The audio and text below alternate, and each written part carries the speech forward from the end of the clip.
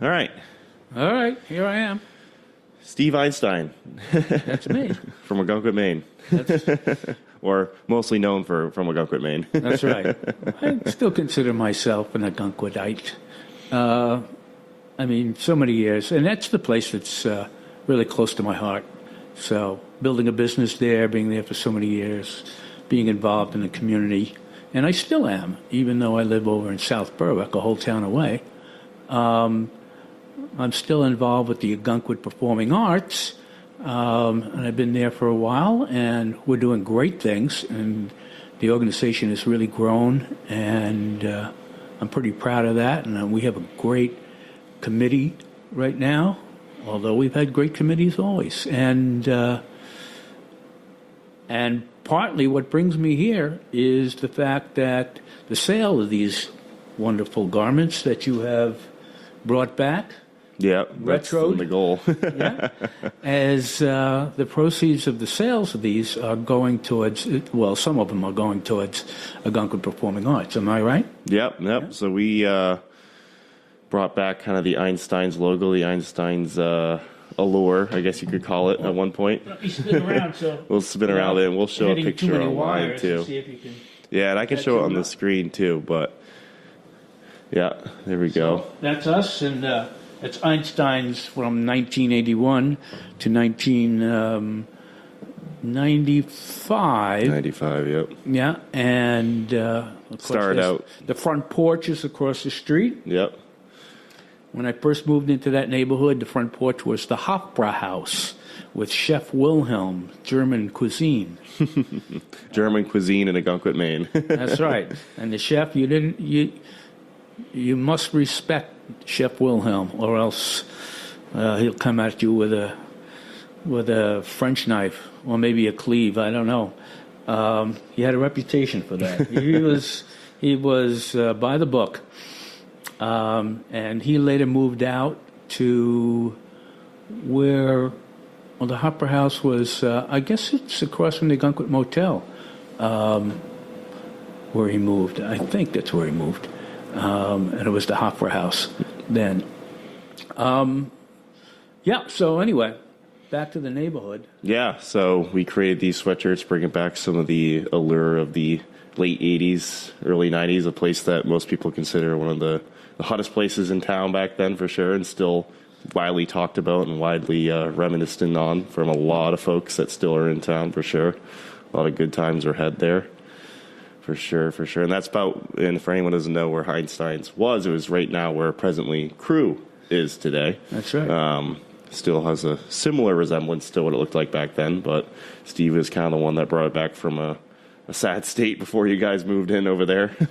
Yeah, it was Lee's Chinese restaurant. Then it was the Sea Level Diner in one part of it, and where the bar is now was the shoe place. I can't remember. The Adlers had, Stacy Adler had a shoe store called the Shoestring. I think that's what it was before they moved further down on, or further up on Route 1. No longer there. What else? I mean, there's so much that has changed, and yet some things that have made the same.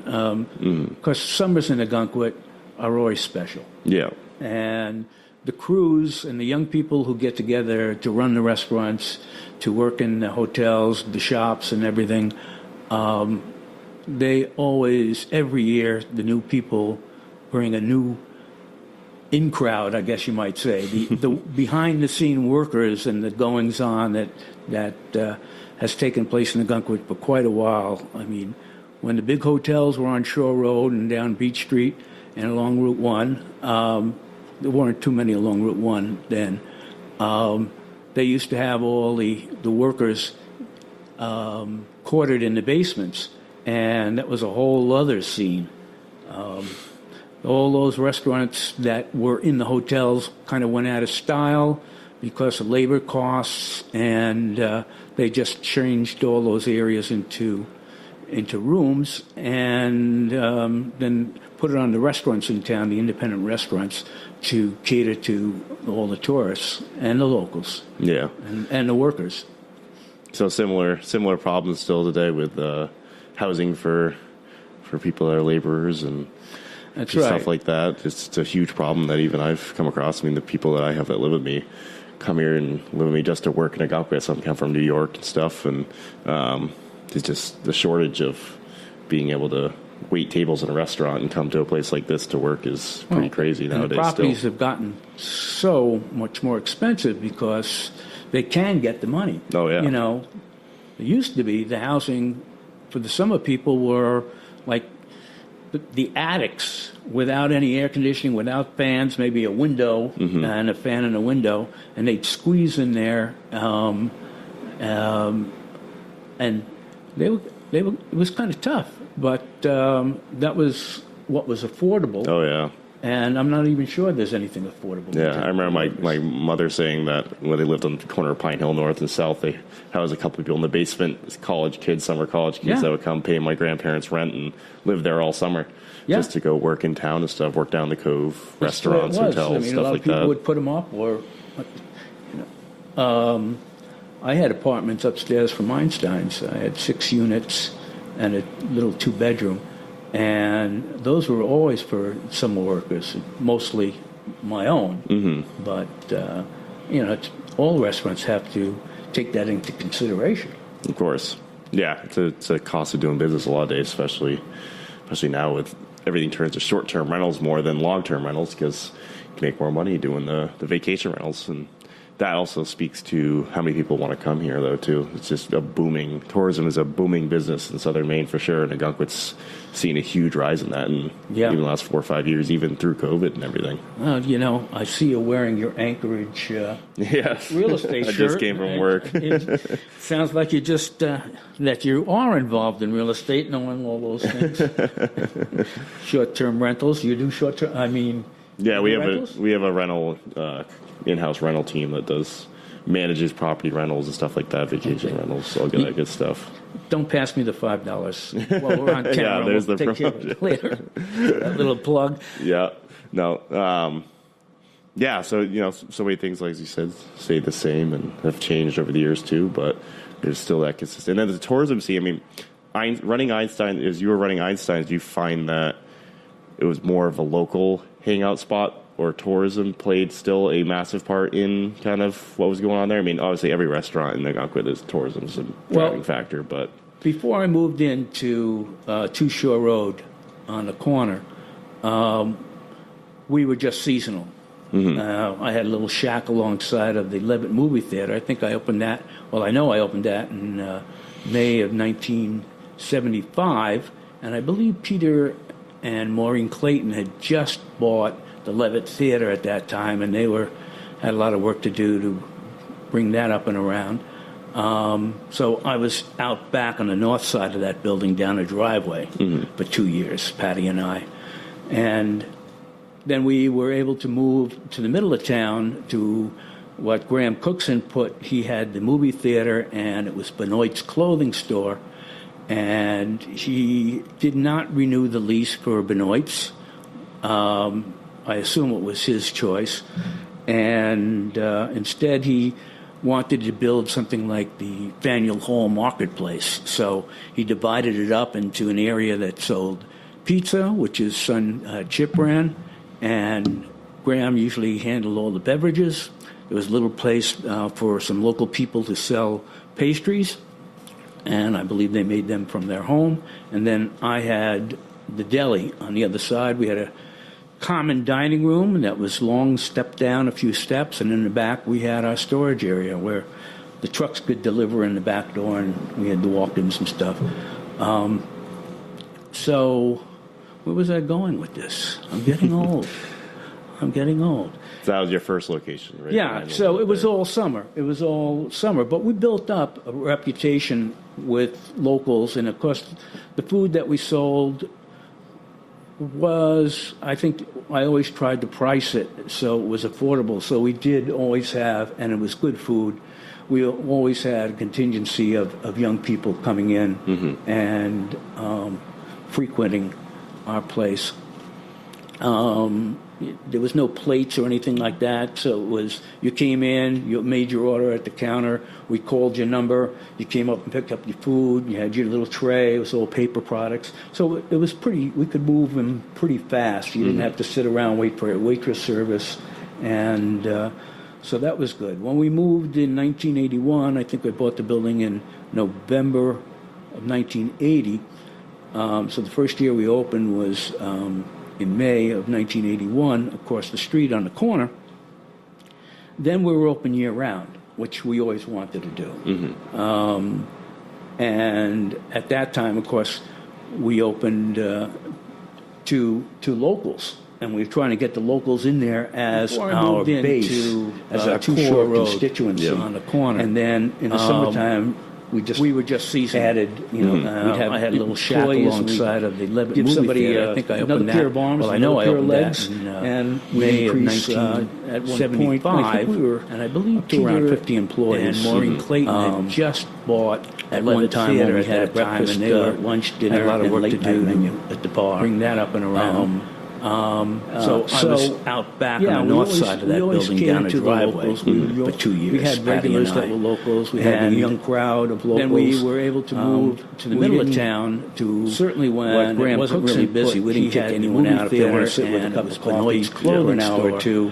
And Park Rats did not renew the lease for Benoit's, who would hang out around the old fountains in Veterans Park. And instead, he would come in and wanted to build something like that was fine with Daniel Hall. I had no problem with that. It was only he divided it up into an area. Say, hey guys, you're taking up the table. One of my waitresses only has 5 tables. Graham usually handled all the beverages. There was a little place for some local people to sell pastries. Yeah, of course. And I believe they made them from their home. And then I had that kind of a deli on the other side. We had I'm getting older. Common dining room that was long, stepped down a few steps, and in the back we had our storage area where I remember you telling me maybe something that between being behind Levitt and having the corner place, did you have somewhere else we were able like to a buy the market building thing and renovate the where building. the front porch was or something? Which was a real mess, as you say. Well, yeah. It was, when we moved from, so it was one of those nights, I think, that I was out with the band, and I was driving through town 9.5 by, it must have been on the way to wide, I don't know, building back behind. I looked through the glass windows that were the motel, and I see this party time going on with about 4 or 5 of the girls called Scott on the counter doing the food up off or of, the jerk, the monkey the hill there, bones, coming out of going north on Route 1. Exactly, on the left-hand side. And that was pretty funny. Just I think I stopped and came in. The Levitt and so they had down a driveway between the property and the Levitt movie theater. They knew, and then we had that little shack. There was about turn up the volume on the jukebox. If it was too loud, I'd have to turn it down. They watched me. They had the opportunity when Graham Cookson Monkey See, Monkey Do built the marketplace. So they could blast that thing when we were in there from '76 to '80. I think they also knew how to get food, and that was again seasonal. And then we were able to buy the building and renovate the building. So I remember which was a real mess, as you say. It was too short. We have some photos. I sent you some photos. Yeah, I've got some photos. Are you going to be able to like attach those photos? I had a little shack alongside. Yeah, for sure. I'm going to make sure we get those posted and everything. I opened that. I know I opened that. Attach those in there so we can see them as we're talking about them and everything, of course. So you'll have the Dusties and Maureen Clayton. Yeah, that was an interesting. That was a funny photo there. And they were. What was the deal with that? A lot of work to do to bring that up and around. So I was out back on the north side of that building down the driveway for 2 years, Patty and I. Pat Hildreth would open the counter for the then we were able to move plumbers to the middle of town and serve coffee, and what Graham would come in and put. He had the movie theater and muffins, Benoit's store, and they were happy with that. He did not renew the lease for Benoit's, but I assume it was his choice. And then we would open, I think, at 7 o'clock. Instead, he, in the morning, wanted to build something like the Faneuil Hall Marketplace. So he divided it up into an area that sold Pizza, which is 83, Chip I started brand, playing with and Lex and Joe. Graham usually Band, hands 'cause I out had beverages. always been There was a little place playing for music. some local Yep. people In to fact, sell I sold some of my pastries, sound system and bought and I slices. believe they made them from delicacies. their home. And then I back had in 75. the deli on the other side. We had But a common dining room we, that was um, long, step down a few steps, and so in it the was back one we of had those our nights, I storage think, area that I where was out with the trucks band. could deliver in the and back door. I was and driving we had through walk-ins and town on the stuff. way home. It must have that been on was, the way again, to the seasonal. gig. I don't know. And then we were Anyway, able to I buy looked the through building and renovate the glass the building. windows that were open, which and was I a see real mess, this, as you this say. party Yeah. time It going was- on. So it was with- one of those with nights, I about think, 4 that I or was 5 out of with the the girls band. on the and counter I doing was the driving food through or, town on the you way know, home. the It jerk, must the have been monkey, on the who way knows what to they the were gig. doing. I It don't was know. the monkey.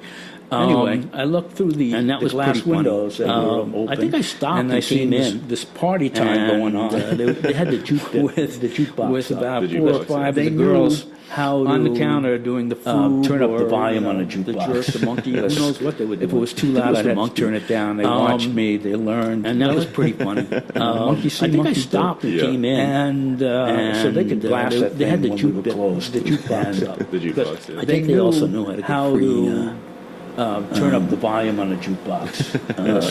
if it was too loud, I'd have Free to plays turn on it it, down. yeah. They watched me. They learned. Monkey Get see, Down monkey On do. It was a Yeah. big song. And Red so they could Wine. blast that thing when we were closed. Oh, there was a And lot because I think they also as much knew as how I to get could, free, I'd get a lot of R&B in there, Aretha yeah. Franklin, stuff like that, because that was my thing. free plays. Free plays on it, yeah. And I liked it to be a little bit remember different than just what the guys would put in themselves, you know. So having the jukebox there was a lot of fun. Yep.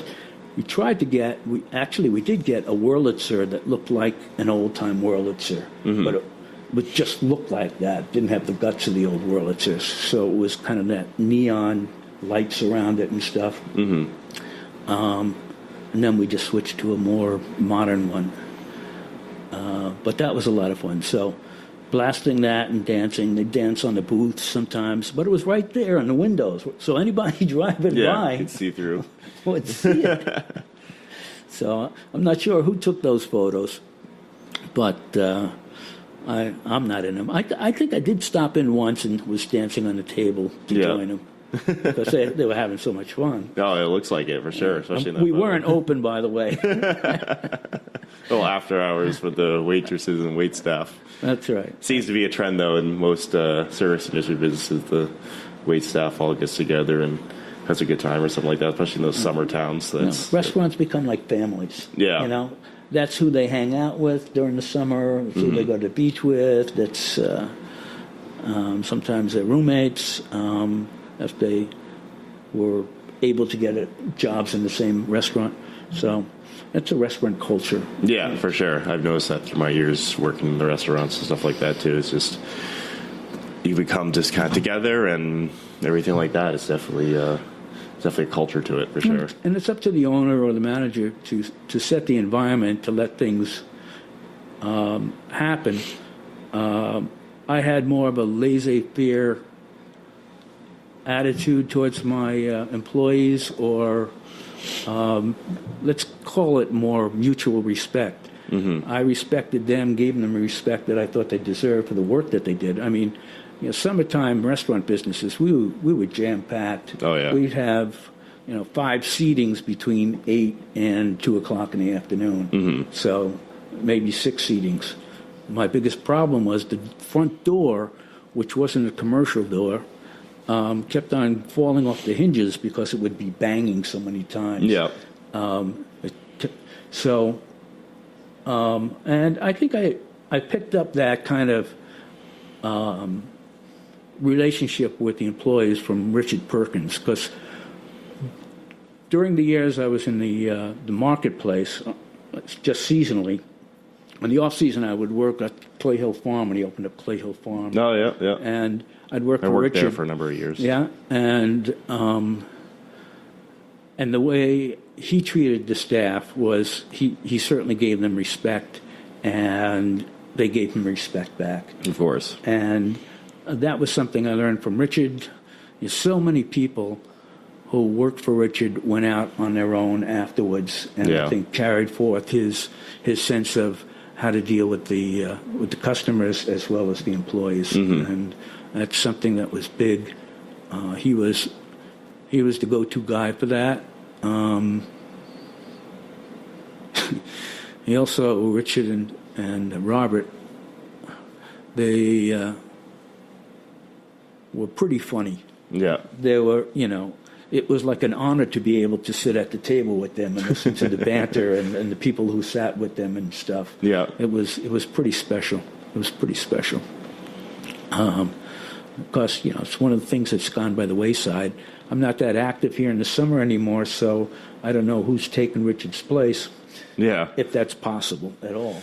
Yeah, there's definitely big hitters still in the town, restaurant-wise, service industry-wise, that people, I feel like it's an honor to kind of be put in the same stratosphere as them, I guess, or, be near them. I mean, you can think of, several properties. I mean, Norm from Bent Lifts. Norm Herbst, yeah. He's just opened up a place down near Perkins Cove Kitchen. Right. Partnered up with the guy that owns all the inns in Ogunquit, the Hartwell House, and all those guys. I feel like that's... what's his name? I forget his name now. But... Yeah, I know like who you mean because I see him on Facebook. Yeah, I feel like he's a big hitter still. He's you got even Max Clayton still running the Levitt. That's a well-known name throughout town at this point still. Matt, well, Scotty I know, of course, his Vogel. mother and father more than him. Yeah, when he came into Scotty Vogel, yeah. Max has done some great things though with Levitt. I mean, Levitt is come almost like a destination place. Oh, it definitely has. It certainly is unique. Yeah, I love going in there. I mean, I feel like he's brought in definitely try to bring more of a younger crowd in too, and that's important. I feel like, especially in the town. I mean, and the area, locally, for sure, locally. There's a lot more locals in there. I feel like it's more of a local spot. Doesn't feel as touristy when you go in there and you kind of sit down and you see a lot of people in there. They're open till 1 a.m. some nights in the summer. And they're serving liquor now. So. Yeah, so all the people that work at the other restaurants at like 11 o'clock midnight, they get off of work, they're going there because it's one of the only 2 places in town open. Right, they used to go to Einstein's. Yeah, these got Einstein's, so Max is kind of carrying the torch a little bit, I guess. But yeah, there's definitely those people you still think about. Scotty Vogel's doing, he's doing what he does. It's great to see some of those traditions being handed down within the families. Yeah, for sure. Because some of these properties were family built, but the kids got older, they went to college, they didn't want to go back to tourism. They went elsewhere, They went elsewhere because there was more to offer outside of a small It's a hard town. business. It's a really hard business to be in. Restaurant business is not easy. Well, hotels and motels, they have their own issues. Yeah, they have. It's hard for them too. I worked for a hotel company for 7 years, Norseman Resort. I worked there for a long time, and it's a hard business to be in. It's not easy. Yeah. You got to deal with a lot on a day-to-day basis. The summertime is just a huge crunch for... Yeah, you're either short on help or you're, stressing about something else. Something breaks, something happens, guests complaining, stuff like that. It's all a big thing. Something different every day. Yeah, for sure. It's always something new. The days are long, I can tell you that. Yeah. The days are not 8-hour Especially if you're one of the out. managers or the owners, it's 24/7. Just about, It looks like a dream from the outside, but probably when you're in it, you could feel it. I'd go home around 4 o'clock, I'd take a nap, and come right back, eat dinner. And we had the bars open. By the time it was closed and cashed out, it was 2 o'clock in the morning. Yeah. So it's a long day. Yeah, very long day. Not very, probably not a sustainable life to live forever either. No, it's not made for families, but unless the families are in the business. Yeah, unless all of them are in business. And that's the way Bessie's used to be. Yeah. I mean, Greek families, Valerie's, of course, a Greek family. I feel like Clay Hill Farm's still a lot like that. Still a lot of family members there. They always seem to know what they're doing over there. The Lewises. The Lewises. They've been there a while now. Yeah, I worked there for a few years, and they are always they have it down like a science there. Yeah. Between the wait staff stuff, they're just like constant. They know exactly what they're doing. I feel like they've been doing it for so long. Yeah. It's getting passed down from generation to generation, the different skill sets. And they don't have sometimes as much problems with employees because the employees come back year after year. Yeah. Or their brothers and sisters come back. Or, in the case of Valerie's or other places, their sons and daughters come back. Yeah, for sure. So hopefully that still goes on in Ogunquit, where we have those long ties and relationships between the town and families. Yeah, for sure. And I feel like the towns themselves in Southern Maine have, are doing a lot now to not only focus on the summer. The summer, you're going to be busy, but more of the shoulder seasons, the off season, try to bring more people in for that. Because there's a lot of restaurants. You go to Ogunquit now, and there's 10, 12 restaurants that are open year round nowadays. Yeah. And, that's good for the town economy and the people working it and stuff to draw in people during those off seasons. They have Chris by the Sea and all the different events that are happening and stuff. So I feel like that was important for sure. Well, the Chamber of Commerce has come a long way. Oh, yeah, in for doing sure. that. I was actually executive director for the Chamber from after I sold my restaurant, 1990 to 1995. So we really created Patriots Day, and revived Christmas by the Sea to push those shoulder seasons. Yep. Patriots Day, we never had the best of weather. We had tents down at the beach to try and bring people down to the beach for the first time. Yep. Sometimes they were quite cold, and we had heaters, and sometimes the winds were blowing like hell. Yeah, they've even done like the Bon Air event, or they shut down the part of beginning of Shore Road last summer where they had the stage set up and the people in the streets and stuff. It was pretty cool to see. I feel like they're getting real creative with what they do. Yeah. Each season down there, it's cool to see for sure. Well, hopefully they're building on things that other people built up, and continuing to build on top of them and making them better, and they have different resources now, and it's a different world with everything being online, the marketing. Oh yeah, for sure. It's just a whole new world. For sure. So tell me a little bit about Ogunquit Performing Arts. What are they? What do they do? Well, I didn't bring my calendar with me, but actually on Saturday, which is tomorrow, because the Dunaway Center, our usual venue, we did not know if it was going to be ready for us to use. We had some problems in the building. Yep. And they moved the police station from downstairs to the main hall on the second floor. And, of course, that's our venue. So this is the Stilson dancers, Irish dancers, step dancers. And we've had them, every year for as long as I can remember, as long as I've been involved with the Ogunquit Performing Arts.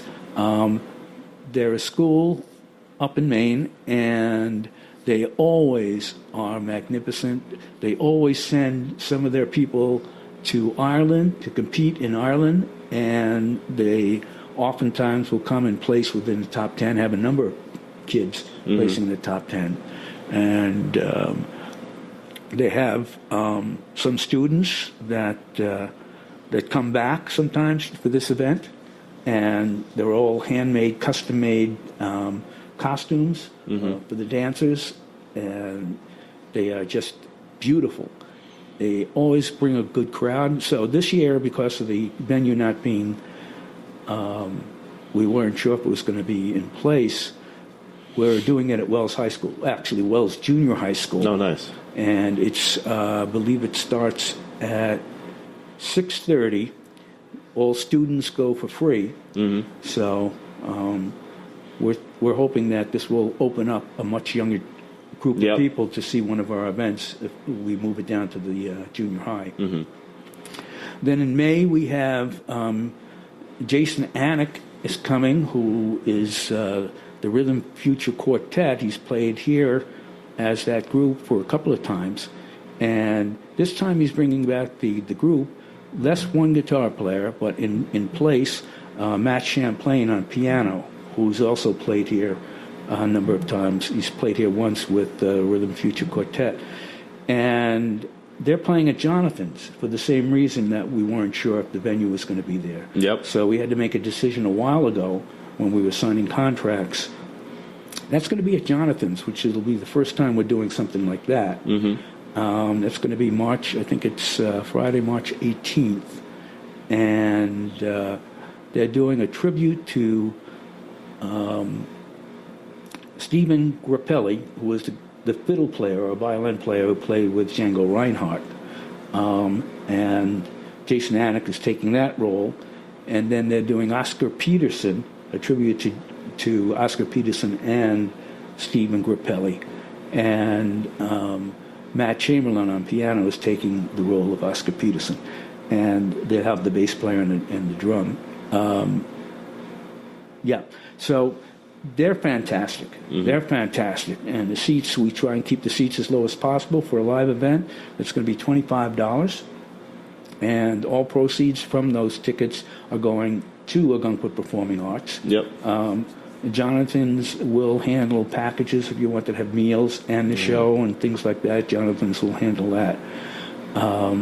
And we're grateful to Jonathan's and the restaurant and the staff and Jonathan himself and Caitlin for being there for us and helping us be able to stay in the community. That's awesome, yeah. They got a big... So your regular venues up at the Dunaway Center typically, though? Typically they are. We have, over the past couple of years, we've made it seem more like a theater than a town hall. With the lighting, we have a whole set of new LED lighting. Nice. On stage, we fixed the stage up, new curtains. We have sconces on the wall, so we don't have to rely on the fluorescent tubes or the can lights in the ceiling. So it can bring kind of like the ceiling down, so it's more like a theater. Yep. And with the lights and stuff, it can be pretty dramatic, and the sound in there is very good. That's awesome. What are some of you guys do, like, movies too, like older silent movies and stuff? I think my grandmother told me once, because I know she's a part of it too. Well, not silent movies. Levitt does fine. Levitt does do some silent movies sometimes. But what we do is we have Classic Film Festival, and it usually goes from, excuse me, usually goes from, I think, November until April. Yep. And we were doing them every weekend. Again, the venue was affected, so it's not upstairs. It had to be downstairs at a smaller venue, although that's changing now, I think. And so we were doing one film every other Sunday afternoon. Free popcorn, free parking. Nice. And that's what we do during the off season. Yep. And that's built up to be a nice little crowd. Oh, that's good. We do an introduction. Vinny DiRico is in charge of that from the committee. He does, the person who's presenting the film will do a nice little introduction, and the sound is good, and we have a big screen upstairs, and that's been very popular. But during our season, which would go from March with the Stills and Dancers through October, we have a piano festival. Yep. We have a chamber festival. Then we have Capriccio, which is more sometimes a little jazzier, different types of. It could be anything. It's kind of like an open card to what we might have. This year we're having the Occidental Gypsies, which is also a gypsy jazz group that we've had here before, and there's 5 players, and they are really fun. Not just the music, but their characters on stage, and great interaction with the audience. So we've had them back. I think the last time they were here was 3 or 4 years ago. Time goes by. So we have a lot. We have usually 11 events. That's awesome. Yeah. And you have a website, Ogunquit Performing... OgunquitPerformingArts.org, O-R-G. People can check that out if they missed any of those events. And for sure, this, like we said, a portion of the proceeds from sale of sweatshirts will benefit them. They do some great stuff, keeping, performing arts in Ogunquit and all those good things. So. All of that is due to a grant, not a grant, but a gift from Judson Dunaway. The Judson Dunaway Community Center, which was his gift to the town as well. But he set up a fund which we can use the interest of to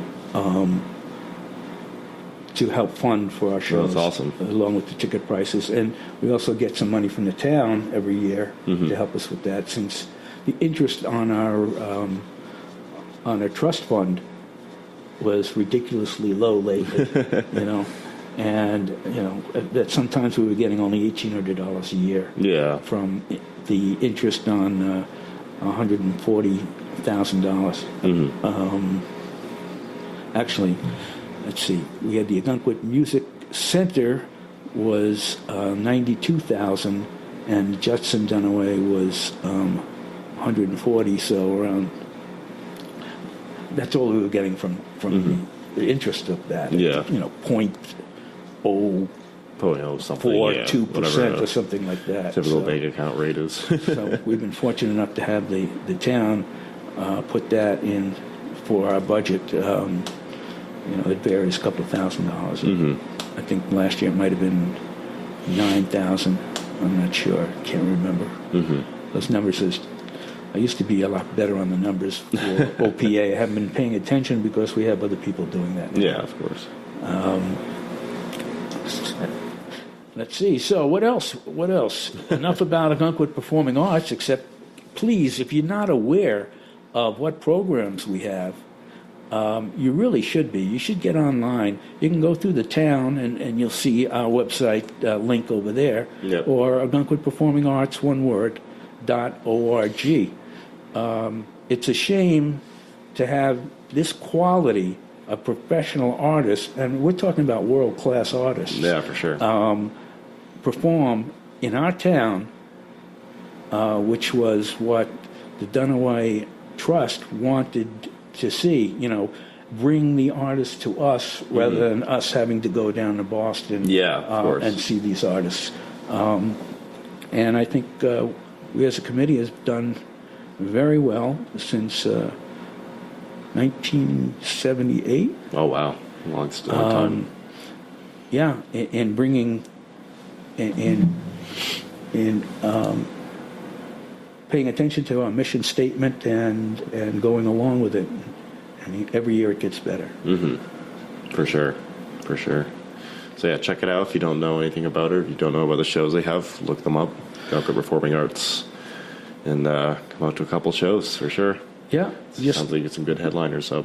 you can get the, there's always a link to the artists' web pages, so you can see YouTube videos on them, so you'll know what you're going to see. Yep.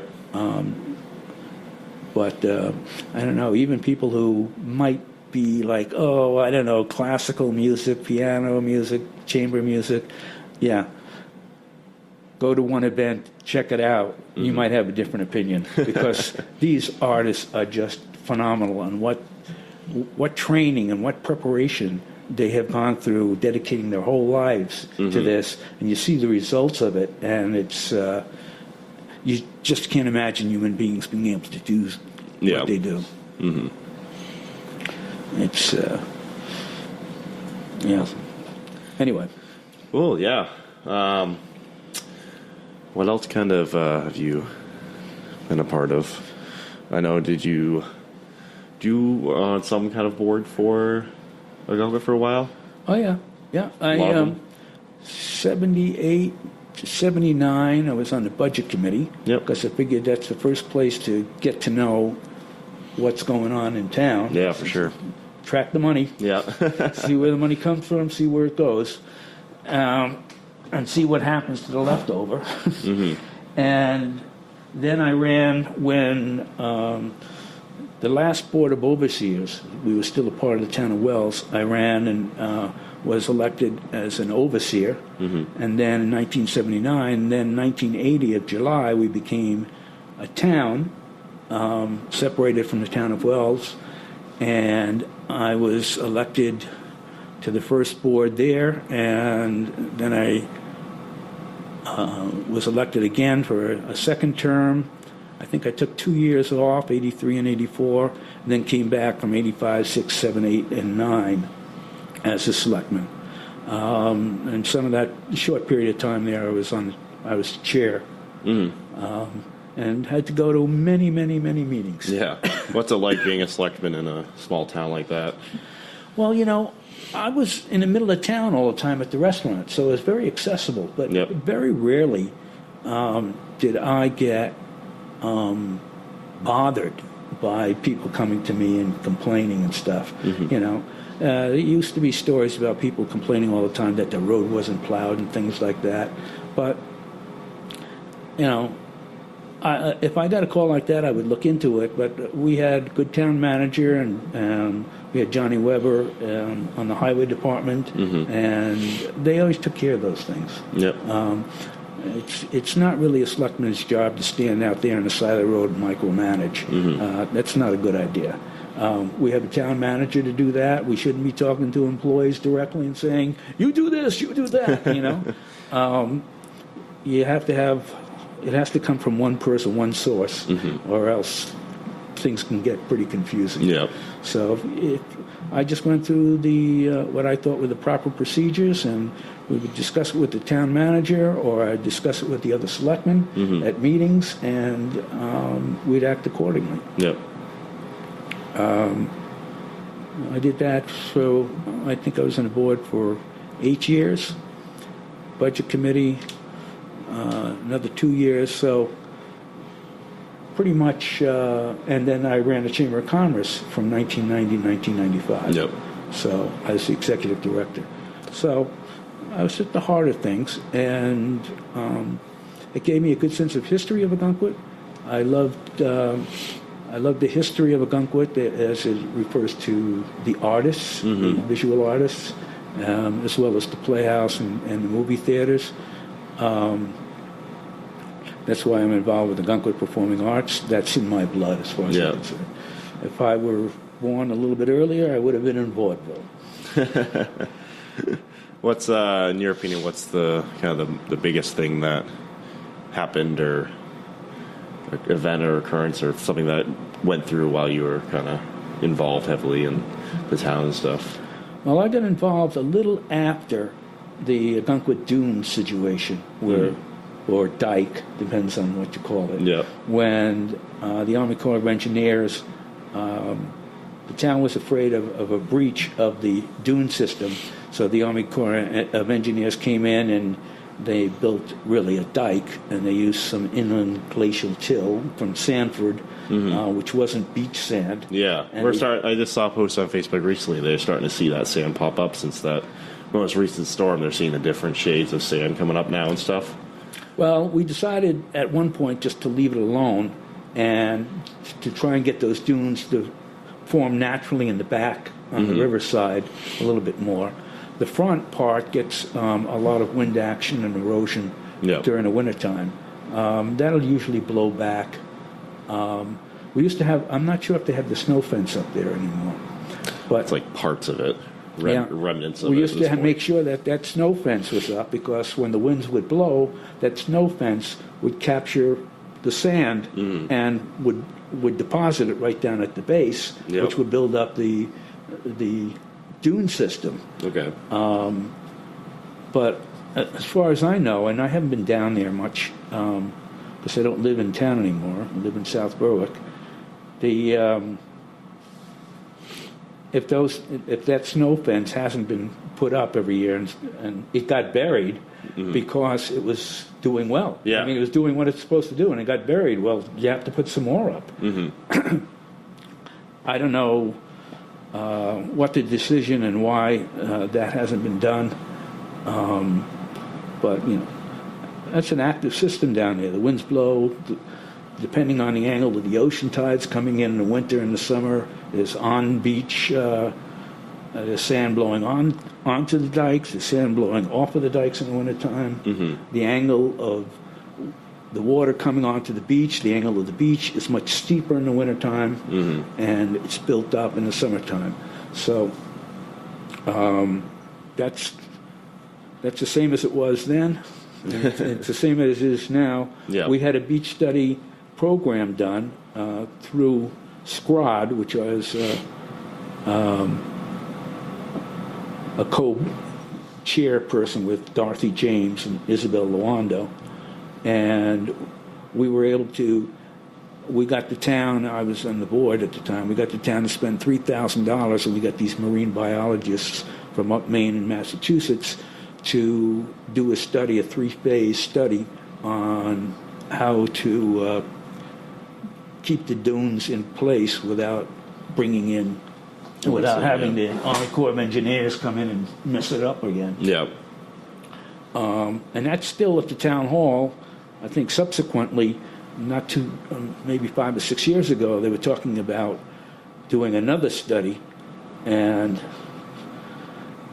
I think it was costing the town $50,000 just to draw up the RFP, the request for wow. bids, for proposals, which I thought was absolutely ridiculous. I would have just gotten, I recommended, but I wasn't a citizen at the time, to get in touch with the old scientists and have them come back. Because this was a big labor for them, and they were young then. Yeah. You know, to do like a follow-up. Well, that wasn't done, but the company that they ended up hiring, most of the scientists on the group that they hired to do the more recent study were the same guys. Funny how that works out. Yeah. Yeah. They must have been back. We're back here again. Yeah, but, you know, a lot of problems just continue. I mean, the bridge at Perkins Cove is always an issue. Yeah, that's been a big issue, a big topic recently. The dredging of the cove is always an issue. The bridge has been a huge one. Just the kind of disrepair it's fallen into recently, and the amount of money it's going to take to overhaul it and get it back to. Well, back in the day, when I was on the board with Howard Littlefield, he'd go up there with his tools and he'd fix it. You know, or he'd recommend what needed to be done. Yeah. Sometimes I feel that the town is so much removed, the citizens are so much removed from the workings of the government right now. We don't have people who have the time or the wherewithal to donate their time and their skills to the town. Instead, we spend these ungodly sums of money to have it done for us, and we're never really sure what we're getting. Yep. You know? It's tough. For sure, yeah. I think that, you know, it's going to cost in the long run, too. I mean, they got hit hard recently in the most storm. I mean, the marginal ways all torn. I think that just opened up like yesterday back to where it was. Just got torn apart by the storm and everything, and same with the dunes and footbridge and stuff like that. We had the no-name storm, which really wreaked havoc on the marginal way. That was restored. They always have projects to restore separate parts of it. You have a separate organization that a non-profit organization that also handles that. Yeah, as the well as the preservation fund, the marginal way preservation fund. Yeah, as well as the committee from the town. You know, you live by the ocean. Yeah, it's going to happen eventually. It's not going to get any. I mean, with tides rising, it's not going to get any better. No, it's only going to get worse down the road. Icebergs melting, and you know, for sure. So it's something you need to get ahead of, and you know, a town the size of Ogunquit cannot handle those worldwide issues and how it affects our 3 miles along the coast or 4 miles by itself. We don't have the ability to do that. Now, we could join Wells in York, who are doing those studies and getting grants for that, and that would be the southern Maine coast, and look at it from a bigger picture, and more pockets to pay for something. For sure. And more probability of getting federal or state grants. I don't know why Ogunquit sometimes doesn't get involved in that. I don't know whether it's a lack of interest from the citizens or who's making the decision on that. But I don't think it's a priority for this town. This town likes to go it alone. Yeah. Seems to me. Do things independently, yeah. Yeah, it seems like, you know, from all the way from York up to Wells, it's the same coastline, same type of deal. They're dealing with the same issues. That would be join forces and figure it out together kind of thing with more resources and more funding. Wells had a great project where they brought people up from the New Jersey coast who got slammed in that storm a number of years back. And they brought him up here, and they gave a whole series of talks about how Sandy Hook, I think it was Sandy Hook, dealt with the damage and what they did to prevent further damage, and when they rebuilt, to rebuild better and safer. And I was there, John Cabaretta was there, and there was nobody else from Ogunquit there. Nobody. No selectmen, no conservation committee, no planning board, nobody. Yeah. They're going to deal with it soon enough. Yeah, and it's going to be a big project. For sure. Perkins Cove is going to be underwater. Yeah. Yeah, so coming back from kind of the storm thing. What else? You give me a subject, I can talk on it. Yeah, for sure. Yeah, for sure. You know, I found the Einsteins interesting since I've heard about it from people a lot older than me, but I've heard about it forever. I feel like it was a cool thing to hear about a place that so many people kind of came together on, and all enjoyed going to, all enjoyed being a part of, and so it kind of drew me to think about bringing back this kind of logo and the whole allure of it, and talking to you who have interesting a lot of stories to tell too. Well, So I'm it's glad you great. did, because it was a large part of my life, and it still is. Yeah, it's still Inside talked me, about, too. it's still some building blocks in there that I built upon. It was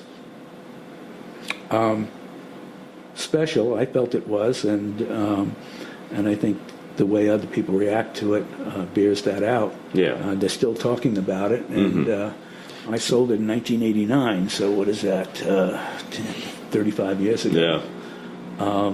It's important to keep historical things in history. I feel like history in general of all these little small towns is important to keep bringing up, keep talking about, keep telling these stories, and keep it alive. It's an important subject for sure. That's one of the leading things I've done I've focus of my business is to do that and focus on that more. Have I not been talking loud enough into the mic? I think we've been getting you. I've seen you on the screen here. See my So BU going up and down. yeah, so you should be good. Okay. But yeah, I appreciate it. I really do. I think we've been out for an hour now, so. Well, You can always have you back on to talk more. As I get better at this too. This is only my second or third time doing this, so. well, I've enjoyed it. I've enjoyed it, and I've really enjoyed you bringing back Einstein's. Yeah, we're gonna push it. We're gonna. You got the sweatshirts here. You got T-shirts. T-shirts. Yeah, I'm gonna post those all up, and I think people are gonna they're gonna be ahead of the people that like them. So I hope so. I think that. I hope so. And there are many stories to go with these sweatshirts. Many and people will T-shirts. see them and tell stories too, hopefully, which is kind of the goal. And this whole thing is to keep people telling stories, keep the history alive. So hope people see this and think about a good time they had at Einstein's or in town or anything like that. So that's kind of the beauty of it for sure. Well, it certainly makes me happy. Awesome. Well, thank you very much, Steve. Check out Ogunquit Performing Arts, where Steve, donates a lot of his time too nowadays, and buy a sweatshirt to support them too, or go out to their events they're going to have all season long for sure. OgunquitPerformingArts.com. And don't forget that Derek is continuing on with his projects with other T-shirts and sweatshirts and places to focus on in Ogunquit history. Yep. And he's already done Mount A. And I think he's got a great thing going here. So Thank you. I appreciate it. Really do. Awesome. Thank you.